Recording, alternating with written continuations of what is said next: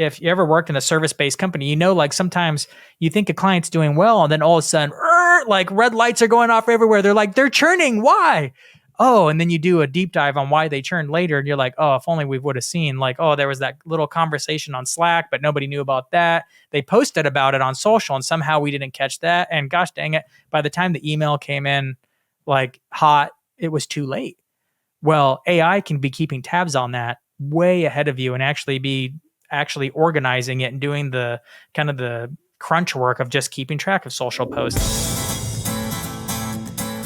Today, I am very excited to be joined by Dan Sanchez. If you don't know who Dan is, you got to know Dan. He is an AI strategist who helps marketers prepare for the future. He's host of the AI-driven Marketer podcast, and his course is AI Fundamentals. Dan, welcome to the show. How you doing today? Thanks for having me on. I'm excited to be here. I'm stoked you're here. Today, Dan and I are going to explore a step-by-step process where you can kind of take your AI proficiency to the next level. That's probably the best way that I can describe what we're going to talk about today. Now, Dan, before we actually get into the goods, I want to hear a little bit of your story. How did you get into AI? Start wherever you want to start. You know, I've heard a number of your episodes already, and I think everybody kind of has that common theme of like November 2020, I guess it was 2, you know, when ChatGPT drops and you're like, OMG, like what is going on? So I have a similar story, but I had done all the marketing stuff. I'd spent time in every channel, most recently podcasting like this one. I love podcasting. And I'd been running a very popular marketing podcast called B2B Growth and doing all the topics, reading all the books, talking to hundreds of guests. And then AI hits the scene. And I'm like, oh my gosh. This is the newest thing that I've seen. And I haven't had this feeling about something since like social media started picking up. And that was a while ago. And you were a big part of that, right? And then that's how your whole start came out of like the whole social media marketing world. But I didn't know what to do with it. It was so new. It wasn't a new channel. It wasn't like this new way to approach marketing yet. And everybody was just been like, wow, this is the new thing. So I think I did what most people did that first year and just kind of experimented with it. And that's what everybody said to do. That's what the advice was like, oh, just play with ChatGPT. So I did. And I learned a little bit and I worked for a tech company a little later on. And they had a CEO that was very big into AI. And I learned some things from him about super prompts and chain prompting. And a couple of different like rudimentary, like how to actually not just prompt, but how to engineer your prompts to get better results out of AI. But it wasn't until December of last year, I was like, this is it. I'm convinced AI is the thing. This is the next big wave. It's going to take over the world. Well, just to be clear for people listening in the future, December of last year is December of which year? Just because they might be listening December to of 2023. Okay, got it. So keep going with the story. And I was like, this is it. I'm going to do what I like to do, which if you can see my video screen, like I have a lot of books behind me. I'm an avid reader. I read everything and take all the courses and have the degrees and like I love to learn. So I'm like, but there's no books on this topic and anything that was written on it, it's outdated. You know, right. I go to search for podcasts and I can hardly find a handful of podcasts. Your podcast wasn't around back then, you know? So I started listening to the few that were out there. There's hardly any YouTubers that are talking about it, except for like channels that are just focused on broad AI, not AI for marketing. So I'm like, well, then I guess if it has to be, it's up to me. And, you know, I start rolling up my sleeves and I start trying to create custom GPTs at the time that was new. And I start experimenting aggressively with it. I start my own podcast, the AI Driven Marketer, and start just talking to anybody I can hear doing anything remotely interesting with AI. I'm like, hey, be a guest on the show. Hey, be a guest on the show. Tell me exactly what you did. Tell me everything, you know? So I started going into aggressive interviews and experimenting with what they're learning. And then I finally kind of created a framework for myself that December around how to know if I'm actually making progress on that journey towards mastery. Because if AI is going to be the next big thing, and I think it's going to be even bigger than social media, then surely I need some kind of framework to know I'm making progress on it. And that's what I want to actually talk about on the show today. Very cool. So love the story. So you started the podcast around what, December of 2023? Is that correct? Or when did you start that show? December 2023. Tell everybody kind of what you cover on that show. I cover practical AI. I also get into strategic AI a little bit, like how to use AI to augment or enhance your marketing strategy. But a lot of it's very practical, very tactical. That's the thing that I thought was kind of missing back then. I was getting a lot of AI, like I call it AI in the sky, like, oh, the sky's falling. Oh, that theoretically in the future it's going to take over. It's going to be utopia. Oh, look at this cool AI thing that doesn't mean anything. Like we can now automate cars, blinkers. You're like, I don't really care about that. It's all these weird little use cases. I wanted to dive into actually creating practical episodes that were useful to marketers now, whether on a strategic level or on a tactical. Here's how to create better social content today with what's available now, or even maybe just soon in the future, like right around the corner. And is it a solo show where you're just giving thoughts and advice? And I don't mean that in a negative way. I mean that in a positive way. Or is it more interview show still? It's both. I probably half and half. It's interviews and solos. My solos are always me sharing some breakthrough, like a revelation that I've had about how something works, or it's very tactical, like, hey, look how I built this thing. I learned how to automate sending out newsletters from my podcast. Here's step by step how I did it and how you could do it too. Love it. Love it. And folks, if you want another show to listen to, definitely add his AI-driven marketer to your listening lineup. All right. There's plenty of people listening to this that are early in the journey, because we're all early. Let's be honest. As of this recording, we're not even at the 2-year mark, I don't think. We're about to come up to it, if I'm doing my math right. Yeah. We're coming up on 2 years since the ChatGPT moment. So those that are early in the discovery phase of learning AI, specifically from a lens of marketing, what do you want to say to the marketers who are just getting started? Why is this so important for them? When a former podcast I used to be a host of, we did this 100 marketing leader survey. And I don't mean like they filled out a form. I mean like we literally interviewed 100 people, asking them about 10 questions apiece. And there was a lot of interesting things that came out of that survey, that qualitative survey. But the overwhelming one that I walked away from was out of these 100 leaders, like when we asked them, like, what's the major problem you're running into?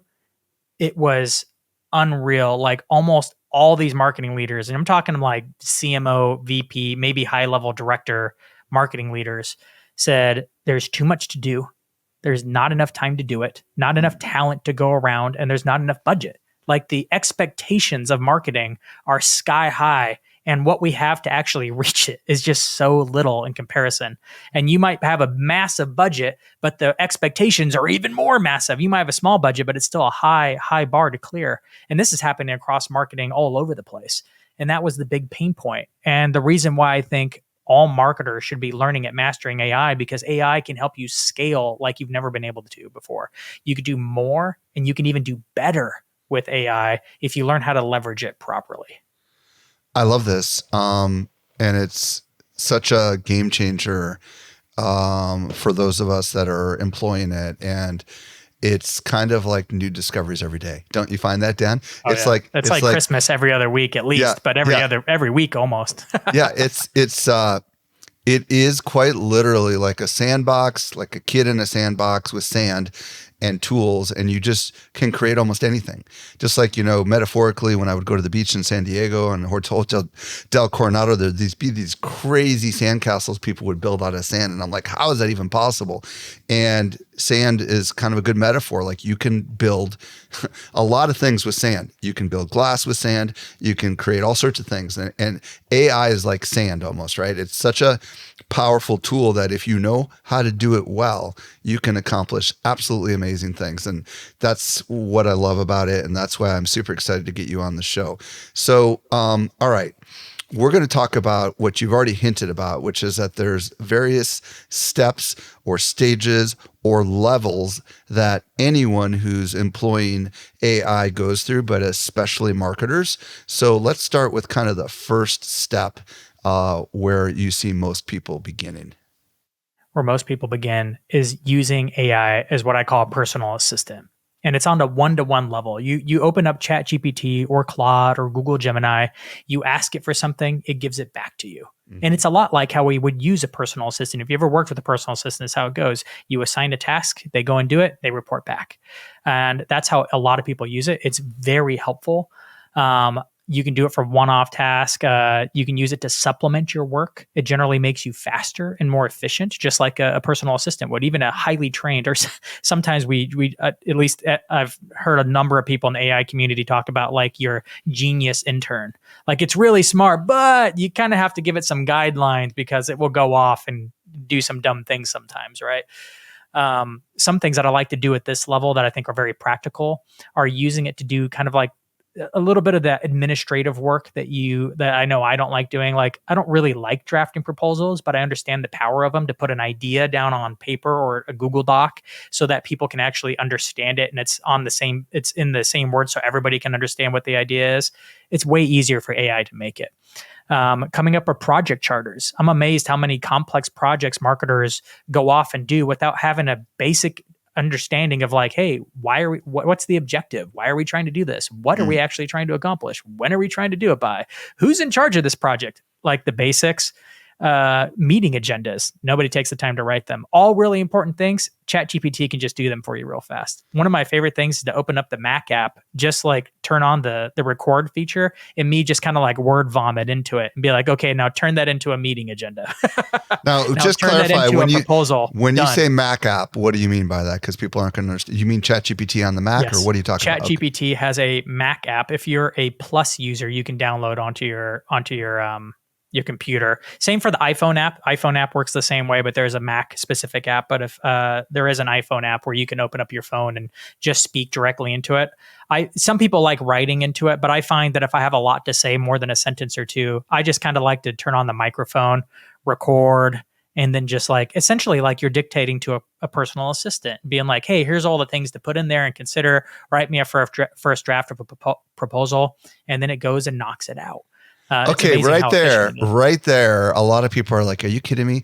I'm on a Mac and I did not know there was a dedicated." I'm speaking. Yeah, I didn't even. download it today. I didn't even realize there was a dedicated app on the Mac. I'm just loading it up in my browser tab, and what's really cool about that, and people have heard this on other shows, the voice interface is kind of a big deal, right? So mostly I've been talking about taking your mobile app and walking around with it. But if you're sitting at a desk, the idea that you can talk, does the voice feature work? Does it talk back to you on the Mac, or is it just input? Do you understand what I'm asking? I generally just use it as input for now. Obviously, OpenAI has talked about coming out with their new voice model where it's much more engaging and you can interrupt it, the more important part, because right now, like when it talks, you kind of have to wait and it's long, it's winded, right? It doesn't go fast. Right. But in the future, it'll be able to talk and you can interrupt it and then actually have a really good dialogue with it. Go to YouTube and just Google OpenAI voice assistant. You could see all the demos. It looks amazing. Like if you've ever seen the movie Her, that's what everybody compares it to.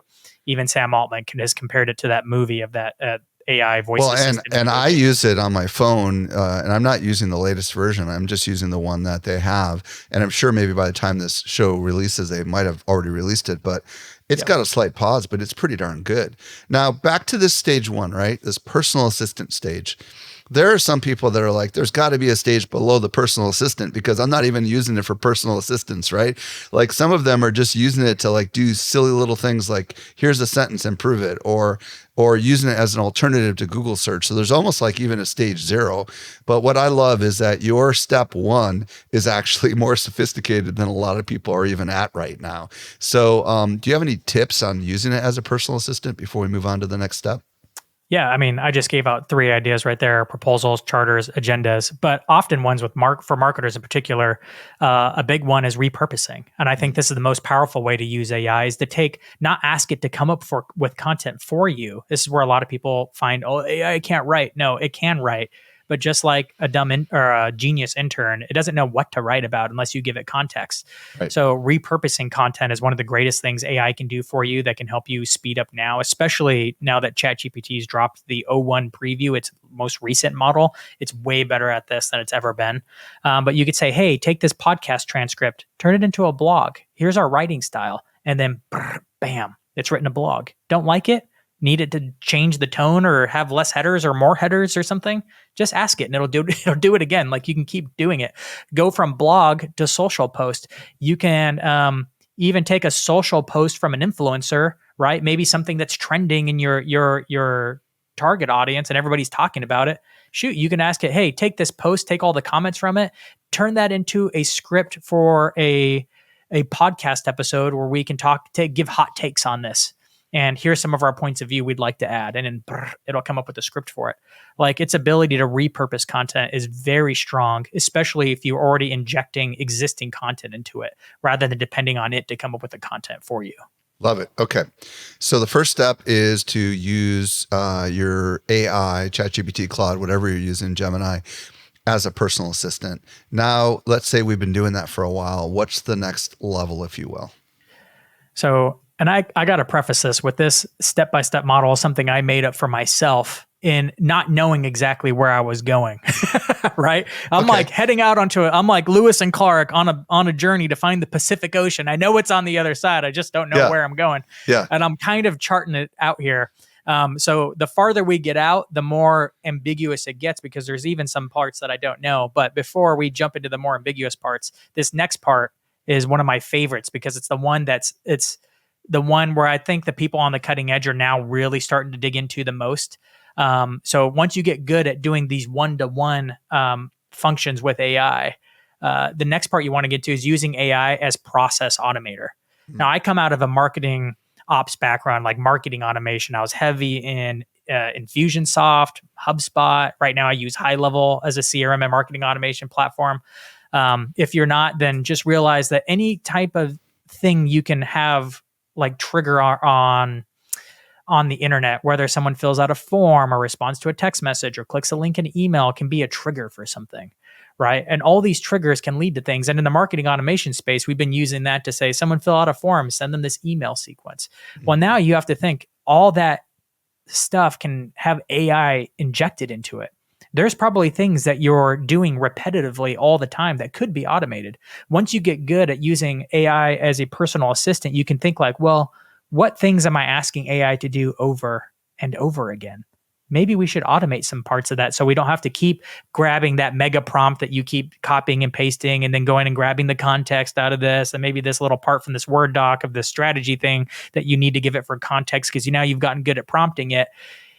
And you just want to automate the process to save you some time. This is where this process automation part becomes important. And you can use tools like Zapier or High Level or even Make.com has become a big thing that a lot of AI automators are using to automate, inject AI into their processes. But let me tell you about a practical example that I've had. I like you, Michael, am a podcaster and I'm interviewing people half the time. And doing the prep work for an interview, it's a lot, it takes some time. You got to do some research on the guest. You got to frame up the interview. You got to come up with questions. You have to write the outline for it, maybe your intro and your outro, the title, so there's a bunch of different elements you have to work through, but I was using AI to do it. And then I discovered that you can actually automate it with something called a custom GPT, which sounds complicated if you're not in the AI space. You've had past guests kind of explain it, so I won't repeat what a custom GPT is too much because I think some past episodes you've had already have done a good job of that. But they're essentially just custom instructions for a chat GPT, and all the major platforms have them. Claude has artifacts. Projects also. Yeah, projects. That's what it is. I keep missing that one. That's okay. And that's Google has Gems, I believe it's called, right? Okay. That's their custom GPT. They're just custom instructions that follow whatever you put in there. So I made something called My Showrunner that takes it essentially prompts me. I say, hey, I'm going to start a new episode, and it says, cool, are you doing a solo or a guest? I'm like, guest, great. You want to copy and paste their LinkedIn profile? And I just go and copy and paste, put their LinkedIn profile in there. It's like, great. Let's talk about what Susan knows. And it gives me a little summary of Susan if that's my guest. And then it asks me, again, I gave instructions like, hey, once I give it the LinkedIn profile, summarize it, and then ask me this question next. So every time it asks me a question, it's because I've told it to ask me the question. So I don't have to think as much. It's driving the conversation now.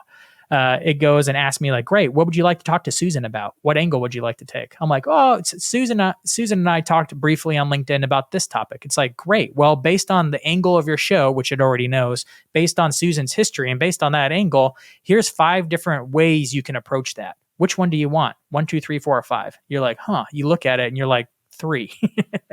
Right? And it's like, great. Based on that angle, here's 10 titles that would fit that. I love title 2. You're like, but tweak it a little bit. You're like, great. Notes noted.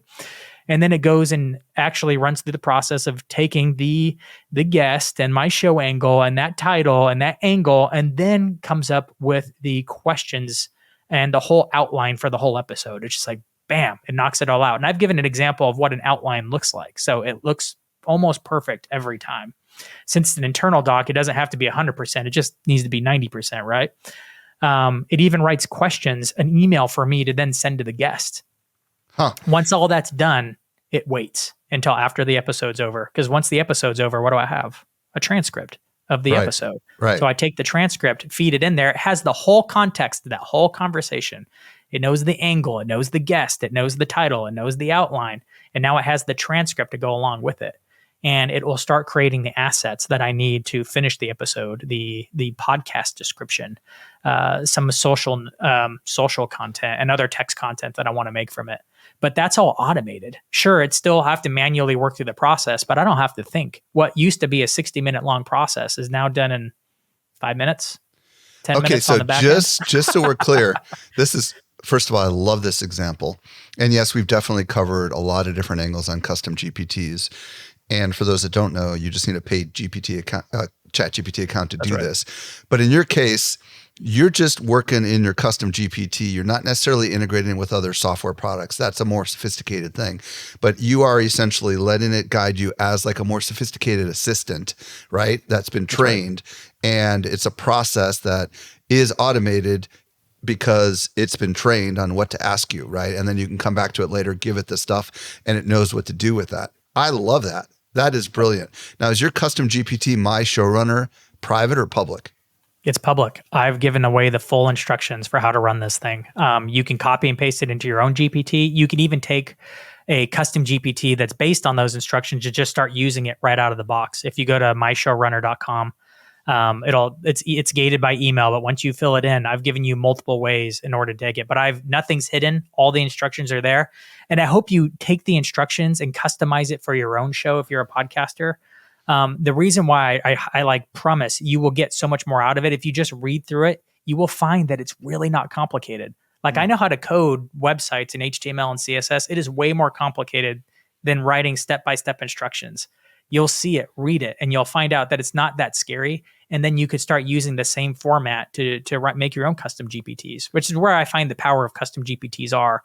It's not usually taking somebody else's, it's making your own, customized to you and your situation, your marketing department, your target audience, all that. Well, what I love about what you're doing is you're allowing someone to reverse engineer or model what you're doing. And somebody who isn't even a podcaster, but has a similar procedures for other kinds of tasks, like creating YouTube videos or any other kind of content, could potentially learn from something like this. Okay, so first step in your multi-step process is to use AI as an assistant. The second part of the process is to begin doing some sort of process automation. And for people that want to listen to we've got a lot of other shows that talk about how to use make.com and do more sophisticated things, but we're just scratching the surface here. But now the third step, I'd love you to share what's the next level, if you will, in your process. So the next step in the process is using AI like a coach or consultant, not just helping you do better and do like better on autopilot, but actually using it to help you think better. And this is challenging and it's a little bit more ambiguous, which is why it's another step up. Like the first one's easy, it's 1-to-1, and now we're automating the 1-to-1, but now we're actually having to explore a more ambiguous area. But AI is getting better and better at this. So I'm excited, especially with that new, its ability to reason now is making this way better. Yeah, and just to be clear, when you say its ability to reason, we should state that we are talking about ChatGPT 01 and 01 Mini, I think it's called, or 01. That's right. Is the new model that was recently released, and it is it thinks, right? And it does reasoning. And I've not really messed with that. So we can talk about that a little bit later if you have thoughts on that. Well, actually, let's just ask right now, is it worth using in this coach consultant role? 100%. I mean, I'm actually using it as the default one more and more often because it's just smarter. Unfortunately, you can't bake it into custom GPTs. You can't talk to it. You can't Not yet, upload documents to it. So it has the O1 preview model has limitations to it, but its ability to do just about everything you were asking an AI to do is better because it actually thinks through what it is trying to do before it does it. Which, like humans, like if we think through what we're going to do before we do it, it usually turns out better. So that's the power of the new model. And it just came out last week, exactly a week ago, actually. By the time this podcast comes out, it'll probably been a couple of weeks, but hopefully by then there'll be more case studies and a little bit more information out there about it. Yeah. So talk to us about using this as whether we use this particular version or one of the prior versions or a future version. Yep. Talk to us about using this as a consultant or coach, because I don't think a lot of people have thought that through. So you can use it as a consultant or coach, and I use it all the time. I ask it questions, even just tell it my problem that I'm running into. For example, you might be running into a current marketing problem where maybe your boss has asked you to do something difficult or to merge these two things to accomplish a result. You're like, hey, I need more sales and I need it more from social media for the next couple of months. And this is the way we're going forward. You're like, but it needs to be email marketing. They're like, no, it needs to come from social. Whatever it is, like someone's giving you a difficult problem. You don't know exactly how to solve it. Tell it to AI, just like you would a consultant who specializes in that thing, and explain it. And give it your synopsis, what you think the possible solutions are, and then ask it what considerations you might be missing. Ask it what angles you could possibly take. Maybe even ask it for opportunities you might not be thinking about. And I find that AI, when you start asking it questions like this, is fantastic, even now, and it will get better at helping you think beyond what you've been able to think about before. It'll help you think in new ways, just like pinging a coworker. And I work remote most of the time. So like I miss the days where I could just turn around and be like, hey, Mike, what do you think about this? And just being able to ping them. AI can do that and it can do it remarkably well. But it can go farther than that, of course. You can actually automate the feedback. And honestly, this is something I thought about when I was thinking about examples. And I'm like, man, I actually need to set this up because this would work. This would work right away. But let's say you're a podcaster, and you want to get better at podcasting. Maybe you want to have ideas that are stickier. And maybe you've read some book like Made to Stick, a very popular book, a goodie, but oldie but goodie, on how to make ideas sticky. Or whatever book you're reading, you want to get better at for podcasting. Well, imagine you ask AI to be like, hey, based on this book, give me feedback every time I upload an episode on how I could have made my idea stickier based on the principles from Made to Stick. So take any book you want to learn and drill into your life and be like, hey, based on this thing that I'm doing, tell me how I could have gotten better based on the principles from this book that I'm loving right now. And you could do that. You can always upload your blog post, your speech, if you're a speaker, your podcast. How could I have made my idea stickier? Shoot, I'm probably going to do it now because I really love this book and I want to get feedback. I'm like, this is an automation that I need AI coaching me in every time now. But using it for consistent feedback, because that's usually what we're missing. Now, eventually it'll get better and keep watching your progress over time. It can't do that now, but that's probably going to come in the future. And then there's one more thing I want to talk about because it's I think a little known thing about this other AI program called Grok. Okay. You're talking about Grok, by X, right? Yeah. Grok is from X. It's Elon Musk's AI, and it's gotten a lot of heat from the media because there's no filters on there's no there's hardly any security filters on the photos. So if you've seen like Trump hugging cats and dogs recently or weird Mickey Mouse photos, that's probably coming from X's that's what it's been notorious for. But what people are missing about this platform is it's the only AI model tied directly to a social platform. And it has access to real-time information from that social platform. So as a marketer or even anybody in business, you can now go to X. You have to have a paid account for this. It's like X Plus or something. It's $8 a month. It's pretty accessible. You can go and ask X, and it's performing at a high level. And you can ask it, hey, what is my target audience thinking about X? What's trending with my target audience? What are they complaining about? and you can now have real-time market research, and it actually goes, and it's probably using some old school tech of just using the algorithm to find them, categorize them, and then feeding to the AI to give a summary. But I find it's working remarkably well. And Ooh, I want to pause. it, and it'll bring up the tweets as examples. It actually brings the receipts. You're like, hey, this is trending. Here's the examples of 5, 6, 7 tweets of your target audience complaining about a certain thing. I love that. And also Meta has Meta.ai, which is integrated across Instagram and Facebook. I don't think it's real time. I haven't messed with it enough. I'd have to ask some of my more Facebook and Instagram savvy friends, but specifically on X. And, if Reddit also does this, it'll be very powerful. There's a lot of people that talk about things on both Reddit and on X that you can get the pulse, especially in the AI world. Like X is one of the big platforms that there's a lot of news going on. And I would imagine you could use it to kind of discern information. How are you using it, just out of curiosity? Are you just quite literally using it to find news, or what are you doing with it? I'm using it to find out what our target audiences are talking about. When I'm consulting with companies, it's one of the first places I'm going and be like, oh, I wonder what this target audience means by this, or what are they talking about with this? So I'm usually using it to find trends. I'm using it to find problems that I'm bringing back to clients to find solutions for. And then I'm even asking it, like, what could I possibly do? How could I match these trends? If this business is selling this to this customer, how do I map these trends to the company? And this is where it starts to become more like a consultant or coach, because it has the access to the information. And then you can ask it how to bridge the gap with a blog post or a podcast, or with new offers that you might be able to develop for the audience. So just staying on Grok for a second. Everybody, you have to have the little blue check mark you pay for with Twitter/X, which, as you said, is not very expensive to get access to it.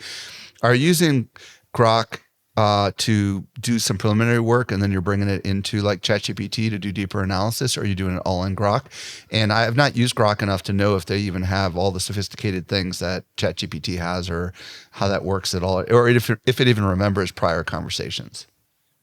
I'm keeping it all on Grok for now, because I find that its model is pretty much at probably just under ChatGPT 4 level. Okay. And it's pretty good. And I'm usually just doing market research, getting some analysis, finding some ideas, and then copying and pasting insights from there into a Google Doc for now. Man, I'd love it if that could happen automatically, but it's not there yet. I haven't gotten to the point where I'm like building a custom GPT that I'm dumping it into, and then it just runs through the stuff to do it. But that would be the next level. It's a good idea. One of the things that we were chatting about when we were prepping for this was reviews and how you can scrape reviews. Do you want to talk to me a little bit about that and how that would work?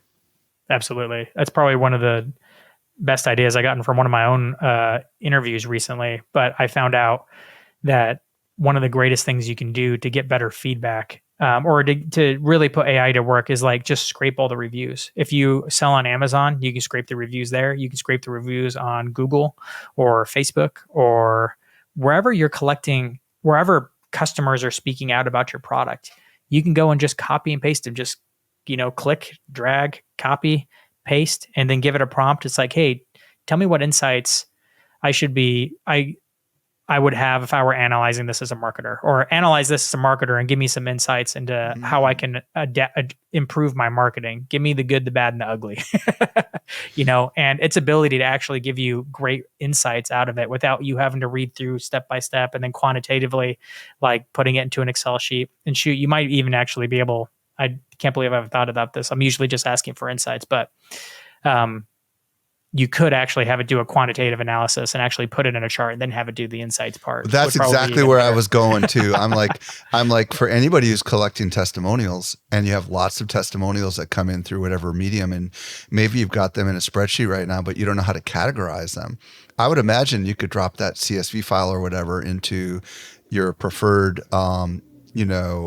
AI, and you could ask it to put them into categories, right? So that you have access to different, like for example, social media marketing world, we've got people that talk about the speakers, that talk about the networking, that talk about whatever else, right? So we could have it automatically put them in buckets for us so we can find it more quickly, right? That's right. You will run into limits though, because of the context window. And this is one of the big limitations of AI right now, is it can only take in so much data and play with it and understand it at once. It's what I call it short-term memory, versus its long-term memory, that all the data it was trained on, but is loosey-goosey, kind of like our own long-term memory is loosey-goosey. The short-term is all the information you give it in a chunk, which for OpenAI is about 100,000 words or so, like one long book. When you have the survey data that you're probably dealing with, it can be over 100,000. So what do you do? What I find a lot of people are doing is doing it in batches. So maybe it creates a short summary of an individual's survey, and it goes and creates a summary of it. And then it takes and summarizes all the summaries in order to get around that context window. Lots of companies are getting around it that way. And it's a really interesting way to do analysis and to get insights from a large data source, like surveys from a large conference like yours. Yeah. And I've not messed with Google Gemini, but my understanding is it's got a massive context window. So that might be worth people experimenting with as well. When you're asking your AI to be a coach or consultant, do you tell it to act as if it's a coach who specializes in blank, or do you just go right into your discussion and ask for feedback? Do you have any wisdom on how to kind of tell it to act as a coach or consultant? I've been doing that less and less because I find it intuitively knows how to coach me through the thing. There is times for it. Like, even if you've learned how to break down a prompt, one of the early things you learn in prompt engineering is defining a role for it to take. And that can change it. But if you have a very specific way you want the coach to approach you, like, do you want it to act like it's a CMO versus a CRO or someone more in a sales role? Like, it just depends. What kind of coach do you want it to be? But I find, like, if I'm asking a marketing question and I want it to coach me through how to think through this marketing thing, generally it's going to coach me correctly as like a marketing coach. On my custom GPTs, I'm still throwing a role in there just in case. But I find where the roles make the most difference is if I want it to come at a specific angle, and that angle would include like a role, like I wanted to ask me questions more in this vein, not that vein. Well, what role would that normally be? So I'm almost doing it more in a troubleshooting process to make it better at that point now. Now, one of the things that I have discovered, which I'm sure you already know, but a lot of our guests may not know, is that when you're showing off ChatGPT on your phone to a friend, and you ask it to act as if it's something like a chef or whatever, and then you see it updated memory, or even when you ask it to do something that's a little off, sometimes it shows updated memory. And that's scary because it's essentially telling the ChatGPT from now on, this is how you should behave. And it can get kind of convoluted and confused. And you got to go in sometimes and look at your settings and clear some of that stuff out. Have you found that to be true as well? Oh yeah. I regularly have to go through there and clear it. It's getting more, it's exciting, but it has that eerie feeling to it. Like, I built this custom GPT. I homeschool my kids. And I was the bottleneck because I wanted them to write down a summary of what they were learning every day. And I got tired of grading it. So I created a custom GPT. I literally just take a photo of their handwritten journal on the topics and built a custom GPT with the grading rubric on it. And I just take a picture. It can not only read their chicken scratch writing, because my youngest is in 5th grade and he's writing. His writing's, it can not only read it, but analyze the content, give feedback that's like for a fifth, that's appropriate for a 5th grader. It actually writes the feedback directly to him. I just copy and paste it and give it to him. Wow. What was scary though, is I usually tell the custom GPT who it is. Is it my daughter? And I give it the name of my son. And I'd forgotten to give it the name. It already graded my son's papers. I forgot, but I then took a snapshot of my daughter's, and I forgot to give it the name, but it already knew. It gave the feedback directly to her by name. And I was like, how did you know? Probably the handwriting. My daughter's. It's got to be the handwriting. That's crazy. It was like, well, the handwriting was more, this is the handwriting of a 7th grader versus a 5th grader. And I know you have 2 kids. This was a fresh GPT instance. So it's not like I had done a bunch of grading for her in this same conversation. It just kind of knew, and it kind of creeped me out for a moment. I was like, what is it remembering? It like remembers. Yeah. Okay. So we have 2 more steps.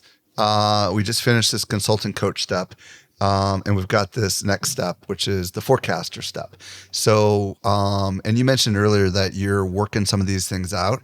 So some of these things aren't quite there yet, but why don't you explain what it is when you're using AI as a forecaster and, what you believe it will be able to do? I mean, theoretically, we know that AI will be able to predict the future much more accurately than humans, is it'll be able to take in more data and run the numbers and do the math faster than a lot of us, right? I mean, we all know, like, when we probably one of the first earliest thoughts as business people when we heard about AI, we are like, oh, Wall Street's gonna love this, right? like there's implications for it. But that's going to be true for marketers, and it can be true in small ways now, but you'll actually be able to use it to actually predict your sales for next year. You'll actually be able to go into AI and imagine just giving it your past performance on revenue, market data of how your market's currently doing, economic data, and then your marketing plan. Have it do some analysis on your marketing plan and have it predict, like, oh, this is probably a good, better, best forecast for your current marketing plan. Right. And it'll be able to do that. We're not there yet, but we're also not too far off. Again, the big thing that we're missing is the context window. As the context windows grow and it can take more data in at once, it'll be able to do this kind of stuff. And some companies are doing it already. For example, a friend of mine is the CMO over at a company called Known Well, and they're doing this more for a customer service place than marketing, but it's really helpful to understand how they're doing it and how it'll probably come over to marketing eventually. But they're using it and hooking up AI to your Slack and social media and your company email so that it can monitor how a service-based company is doing with its clients. You ever worked at a client? If you ever worked in a service-based company, like sometimes you think a client's doing well, and then all of a sudden, like red lights are going off everywhere. They're like, they're churning. Why? Oh, and then you do a deep dive on why they churned later, and you're like, oh, if only we would have seen, like, oh, there was that little conversation on Slack, but nobody knew about that. They posted about it on social, and somehow we didn't catch that. And gosh dang it, by the time the email came in, like hot, it was too late. Well, AI can be keeping tabs on that way ahead of you and actually organizing it and doing the kind of the crunch work of just keeping track of social posts. Is this related to our company? Is this related to our company? Asking those questions, very good at that, and then chunking it to get around that context window problem to be able to surface issues before a customer is starting to send that nasty email giving the red flags that it's going to churn soon, right? So that's how AI can help customer service. But those kinds of things are coming from marketing as well. Being able to actively, not just you prompting Grok and asking for customer feedback, but actively listening for you and being like, hey, there's this new thing trending on TikTok that would be perfect for you to jump on now. Do it now before the trend is over, which trends go fast on TikTok, right? But how much would you pay for a tool that would show you just right when it's starting to trend, and it analyzing it to see if your company would actually be a good fit for this one? Like, especially if you're a B2C company, that would be golden to get in early on a trend and your product actually would fit perfectly in the trend. That would be something that's coming. That ability to forecast something before it's passed is a huge thing that will come with AI eventually. And then what's your fifth level, if you will? The fifth level is the most ambiguous, but I'm convinced that it's here, and it's the ability for AI to create original value. Because I had to put something, it's almost like this catch-all bucket. If it doesn't fit into one of these 4 other steps, it's not just one-to-one tasks, it's not automating existing work, it's not forecasting it, it's not helping me think better as a coach or consultant. What is that? Well, it's creating original value. And you can actually accomplish some of this in small degrees right now.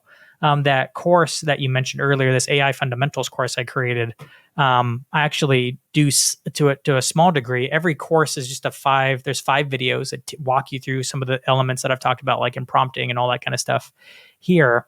But each lesson is actually customized for you. So it's hyper personalized. No email is the same, because on the form, I ask, what's your job title? What industry are you in?